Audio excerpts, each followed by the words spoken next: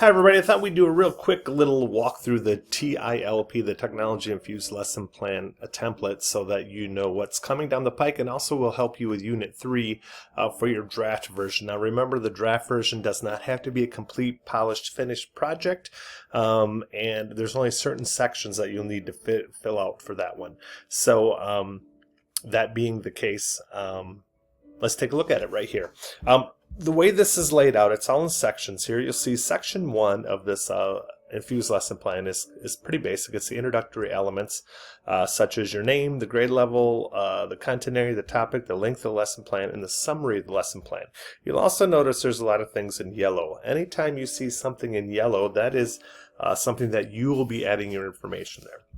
And to do that, you'll of course just highlight over that, get rid of that, and type what you want in there. I do ask though that I'm doing this in Google Docs, but if you're doing it in Microsoft Word, that's fine too. But when you go to do it, take off the highlight there so that it doesn't show up.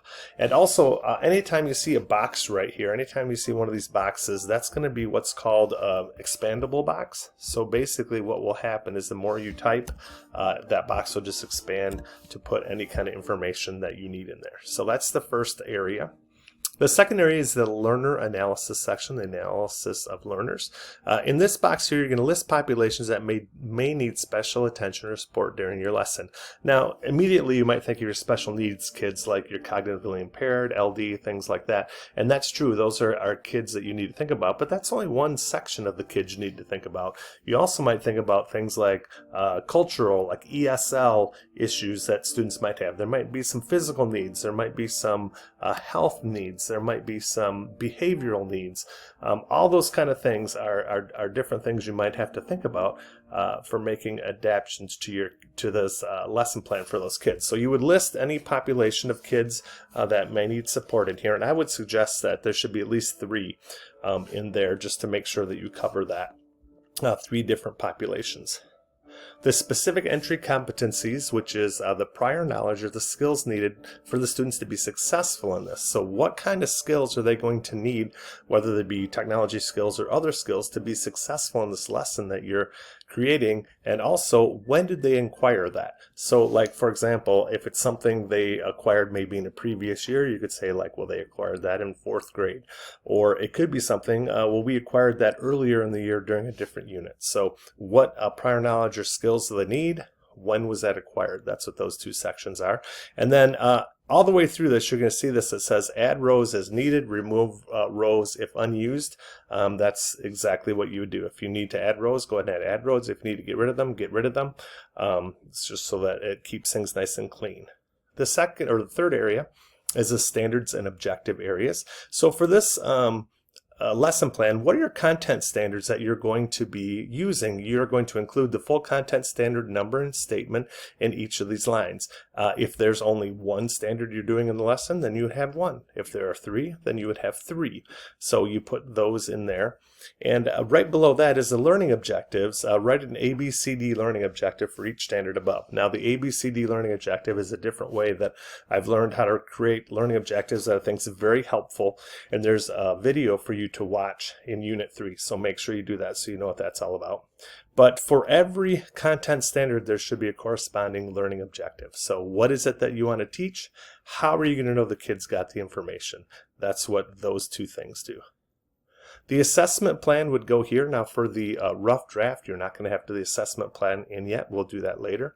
But when it comes time, what objective you'll have here, what method of collection or techniques you're going to collect this assessment, what is the description of the strategies you're using for this assessment, and then what is the evidence that you're going to be collected via this assessment. And again, add rows or subtract rows as needed. And then right here it says assessment plan accommodations and modifications.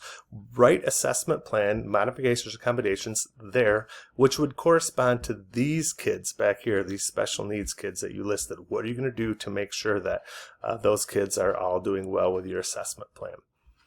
The strategies section, there's 2 areas, part 1 and part 2. Part 1 is the presentation strategies. And that's how you're presenting the student information to the students. And the second part is how the students are demonstrating their knowledge. And for the presentation part, you'll put the description of how you're presenting the information, what objective you're talking about, what technology are you using to help provide or present that information. And it doesn't always have to be technology. Given this is a technology infused lesson plan, there should be some, but it doesn't all have to be there. If there isn't any, then you would put NA, but there really should be infused technology, since that's what this is all about. And in this section is the justification area. The RAT information basically stands for replacement, amplification, and transformation, which is something that you'll watch a video on, also on Unit 3 there. So what RAT information, you would put that there. Is there evidence of the technology effectiveness? You would put that there. And then, has the technology been evaluated for accuracy or credibility? You would put that there. So all three of those things need to go for each one of these. Okay? How are you differentiating instructions for the various populations? That's those kiddos up here. How are you doing things different for these guys right here? And then the generative, or how are they demonstrating their information? Again, there's a description, the objective, any technology using here, but instead of the RAT stuff, right here, you're showing how are the kids demonstrating their new knowledge? What are they doing to demonstrate their new knowledge? The second part is, how are they going to retain the new knowledge? What plans do you have for helping the kids retain that information?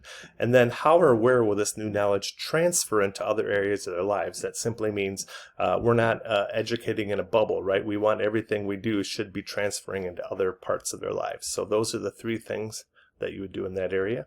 What accommodations and modifications? That would go directly back to these guys right here, like it was earlier. And then the last two sections are the timeline. You put the timeline of your lesson plan there, and then any resources that you'll be using for this lesson plan, links, apps, Google Docs, rubrics, anything like that would go there. Okay? Hopefully that makes it a little bit more understandable, and as always, if you have any questions, please give me a shout. Thank you.